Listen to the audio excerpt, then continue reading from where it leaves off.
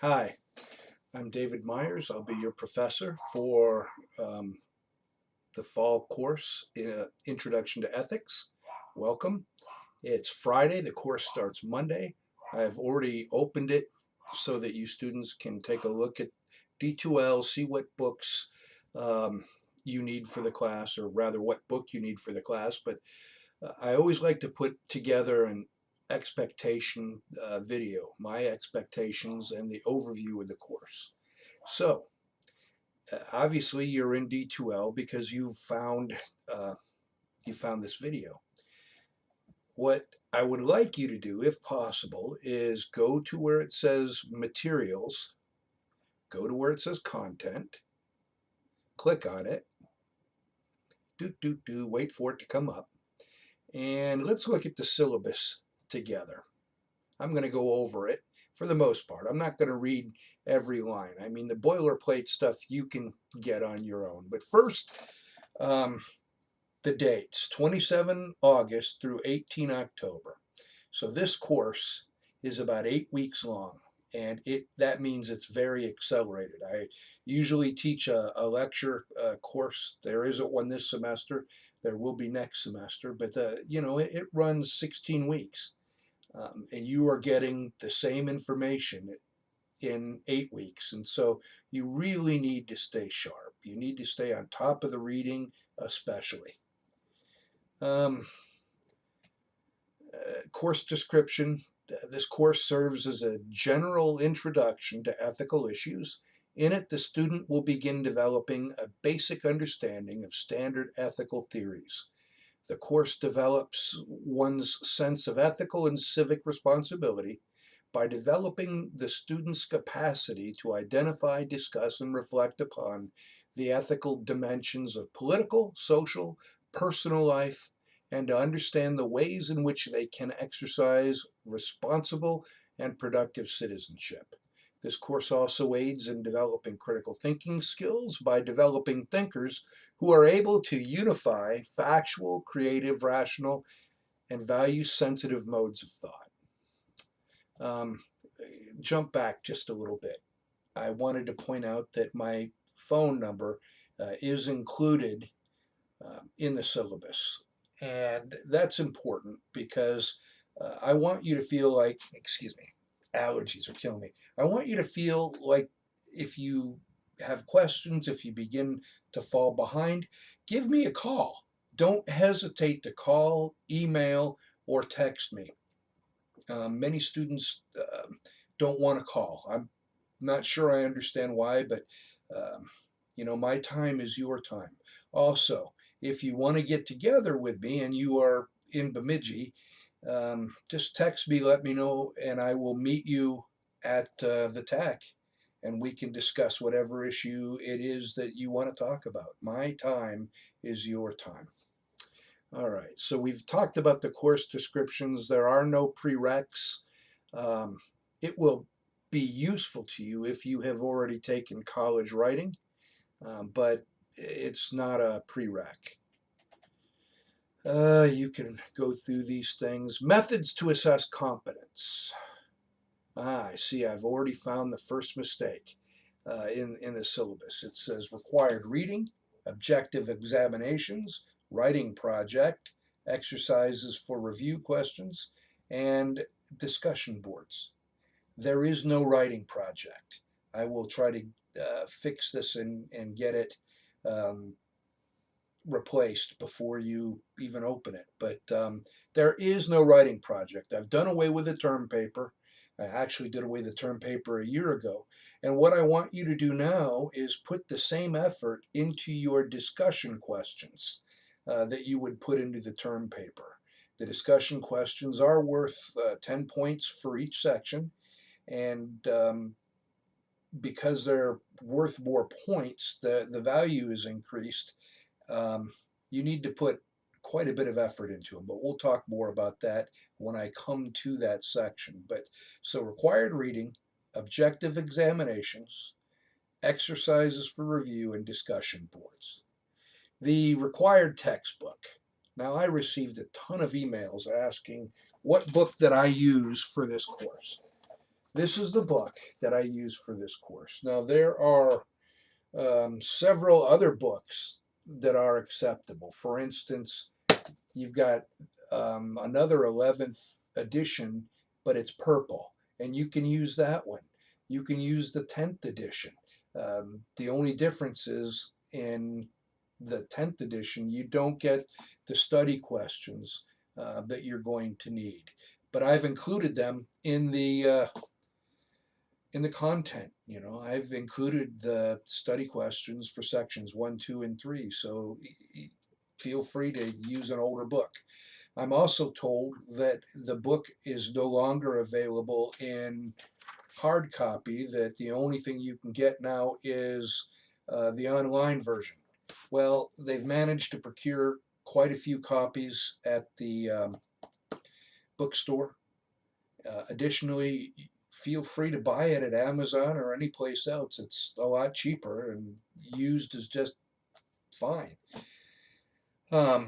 Now, an advantage to getting the online text is there's all kinds of apps and things that will help. But honestly, I put most of that kind of material onto D2L. So, um, but one thing you do get is, you can listen as you drive. You can the audio portion, and some people really like that. Personally, I like a book in hand. Um, so that is the textbook. Now, you're saying to yourself, but Dave, I don't have the book yet and the class is starting. Never fear. I have taken the 11th edition and I have scanned the first 4 chapters, page by page, into documents, and they are placed in the D2L. You'll find it under the content section. And that I can't do more than 4 chapters. That's just the first section, but that will give you plenty of time to purchase online or whatever it is you're going to do. So don't despair. The book, at least the first 4 chapters, are readily available to you. All right, reading.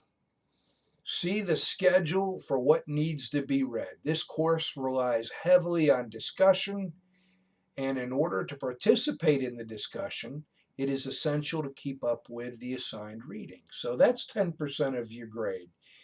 At the end of the course, at the end, not in the beginning, not as you go, but at the end of the course, or when you have completed all of chapter 1 through 12, you will submit a document in Word format into the appropriate Dropbox saying, I, your name, have completed 100% or 80% or 70%, whatever you've completed of the assigned reading. Sign your name, put it in the Dropbox. If you say you completed 100%, you'll get 10 points. If you say you completed 20%, you'll get 2 points. What you see is what you get. That's important because in the past, I actually had a student that complained and went to the dean because they told me that they completed 20% of the reading and I gave them 2 points. Their logic was that they had been honest and that they should get full points because they were honest. Then they went on to add that they felt they should have just lied. Well, this is an ethics class, and to say you should have just lied in an email to the dean is not going to motivate the dean. He's not going to have any empathy for your case. So just know that what you say you read, that's what you get. And I would ask you to be honest. Discussions were 30% of your grade. Each student will begin 2 separate threads for each section. 1, 2, and 3. The course is divided into 3 sections. Each section is 4 chapters. So each student will begin 2 separate threads for each section and respond to 4 other threads per section. This means for each section, at least 2 original posts and 4 responses are required. 6 total points or posts per section. The student is also required to read all of the texts. This will help get the student more involved with his/her classmates. Uh, and it will help to make the material more practical. Finally, I want to reiterate, students are required to read all postings if they wish to receive full credit. This doesn't include the attendance boards. Just you say present each week, and that's good enough. You don't need to read everybody else's. These postings are due by the last day of each test cycle. Those are your discussions. What do you need to discuss? Whatever you find interesting. 2 original postings, so you've got 4 chapters to find something that interests you enough to make a post on. The posts need to be thoughtful. They cannot just be, I totally agree with what you said in your post.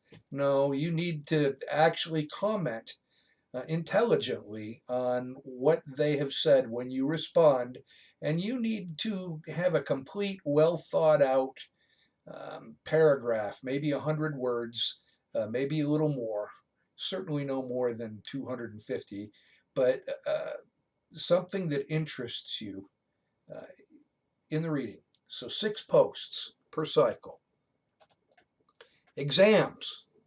Course is broken into 3 sections, and it is divided into 4 chapters of the textbook. Each section has a corresponding examination consisting of 10% of the final grade. Added up, these examinations make up 30% of the student's final grade. Oh, okay. You have from Sunday night at midnight, Monday, through Saturday to take the test. Um, Tests are difficult because the reading's difficult. Um, I know the reading's difficult. I can't help that. It is a 3-unit college course based in philosophy.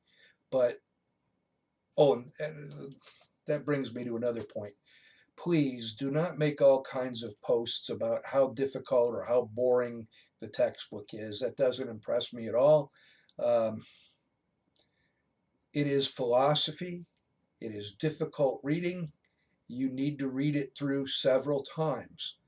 That being said, you do not need to be experts on the material. I don't expect that. Um, just do your best and do the reading.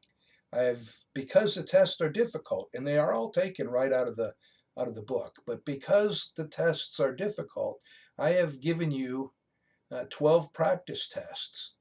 Each practice test corresponds to a chapter, and all of the questions on the exam are taken directly from the practice tests. So if you do the reading, don't master it, but do the reading and take the practice tests until you're comfortable, you can blow these exams out of the water.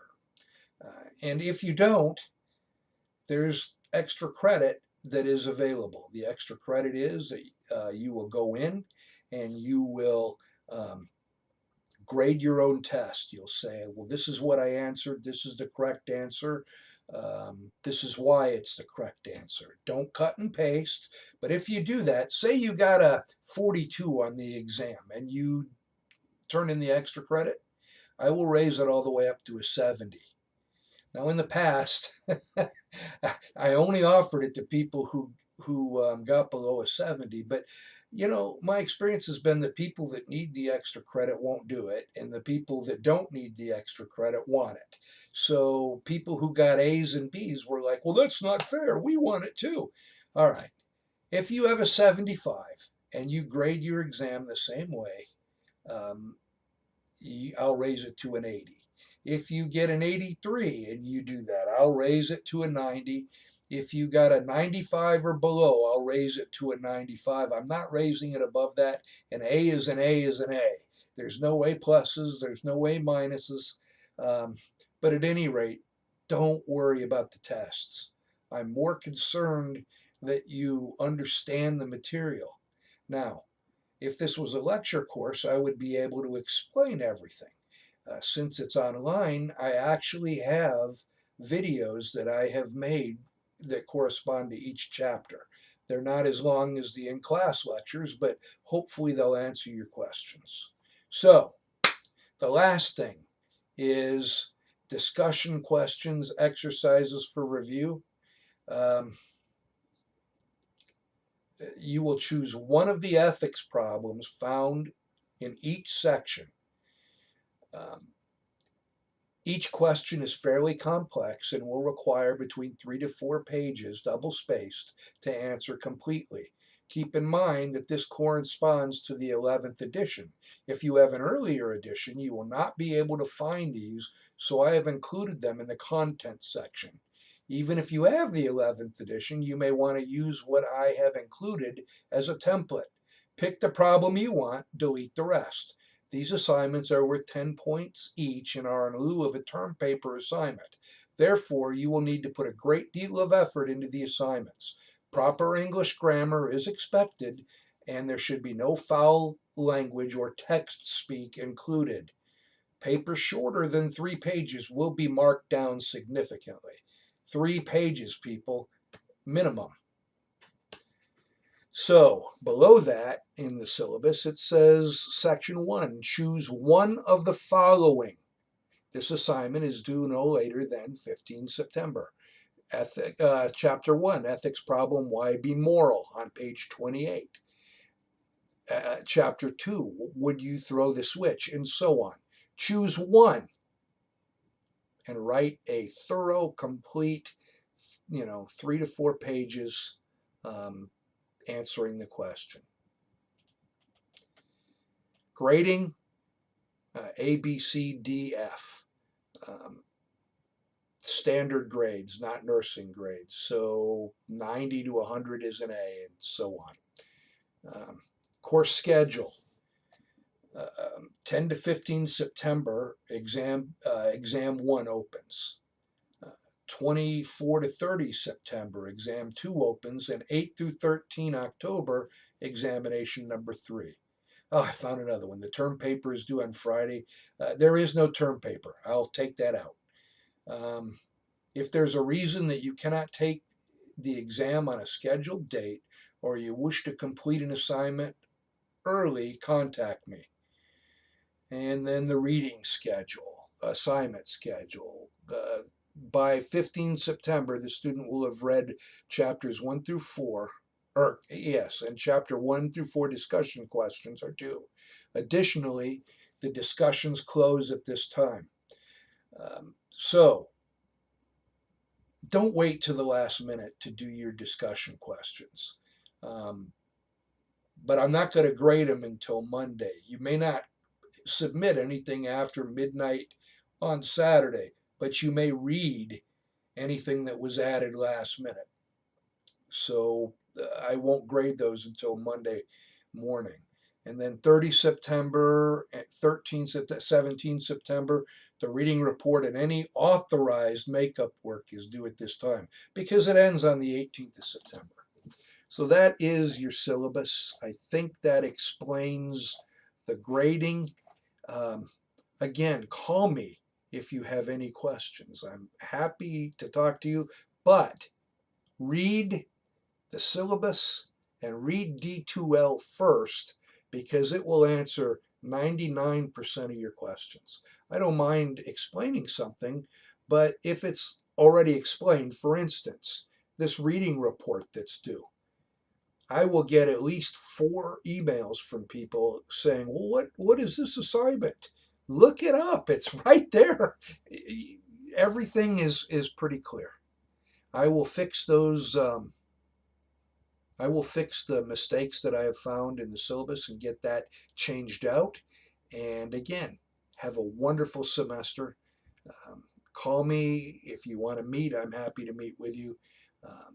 Don't get worried and don't fall too far behind on the reading. Have a great day.